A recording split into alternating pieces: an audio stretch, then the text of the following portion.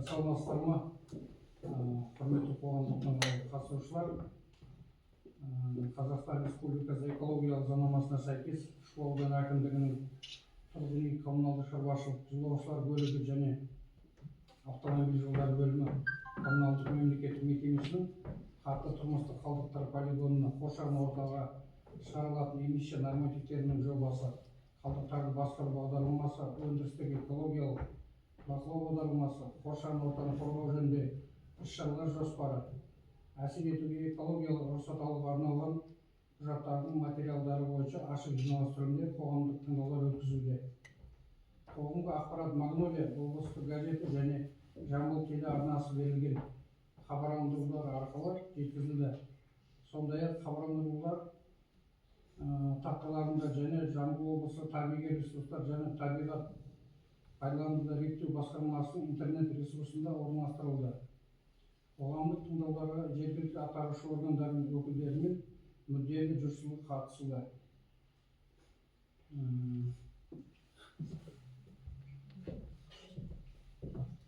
Қоғамдық тыңдаулардың хатшысы тыңдауға қатысушылардың арасынан ашық дауыс беру арқылы қарапайым көпшілік дауыспен сайланады.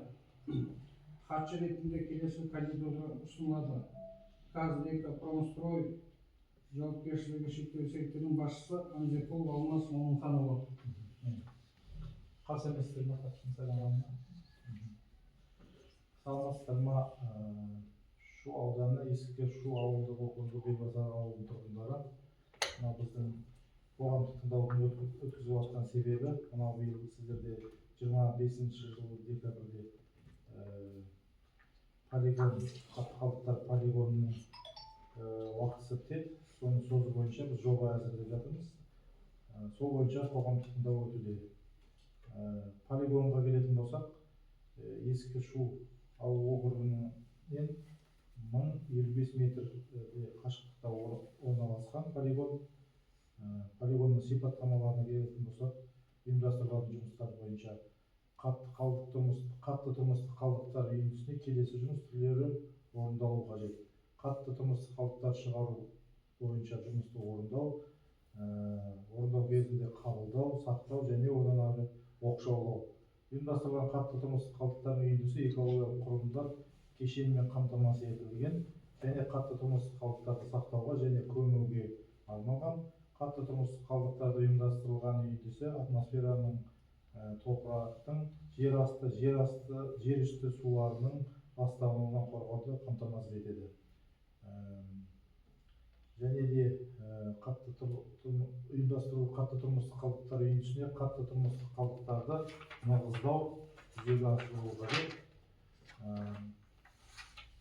Бұл құрылымның бірлігіне қалдықтардың жүктемесін арттырады, жерді үнемді пайдалануға қамтамасыз етеді. Және де біз бұл жобаны 10 жылға рұқсат алайық деп жатырмыз, 2035 жылға дейін. Бұған ықтимал атмосфералық әсерлер қатты қалдықтар полигонында 9 ауаны ластаушы көздерден бар, оның ішінде біреу ұйымдастырылған және 8 ұйымдастырылмаған көздер. Ластаушы заттардың шығындары 13 ингредиенттен тұрады.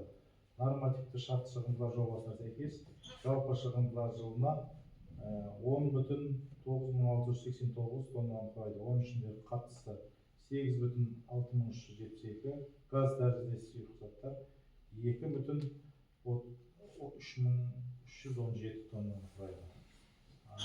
Әр жылдарына шағылғанда 26 жылы 10,96, 27 жылға 11,22, 28 жылға 11,48, 29 жылға 11,75, 30 жылға 12,03, 31 жылға 12,32, 32 жылға 12,61, 33 жылға 12,92, 34 жылға 13,23, 35 жылға 13,56 құрайды.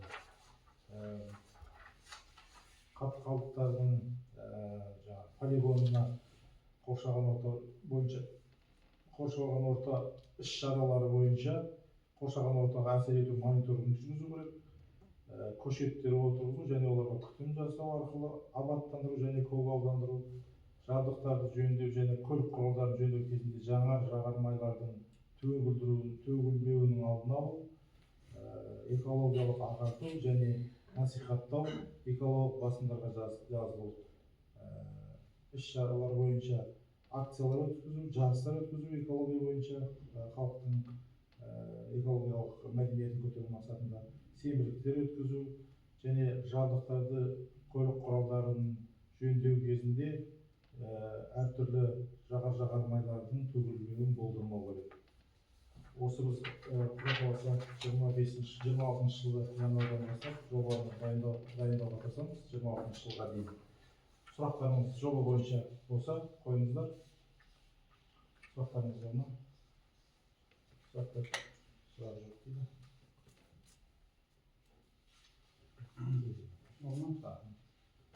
2026 жылға арналған қоршаған ортаға эмиссияларға экологиялық рұқсат алу бойынша жобалық құжаттамаға қатысты ашық жиналыс түрінде қоғамдық тыңдаулар өтті деп есептеймін. Қоғамдық тыңдаулар нәтижесі бойынша хаттама жасалып, ол қоршаған орта мен табиғи ресурстардың жай-күйі жөніндегі ұлттық деректер базасы платформасында орналастырылатын болады. Назар қойып тыңдағандарыңызға рахмет. Қоғамдық тыңдауға келгендеріңізге рахмет. Сау саламат болыңыздар. Мына жердегі мынау қатысқандар тізіміне қол қойып жіберсеңіздер. Рахмет.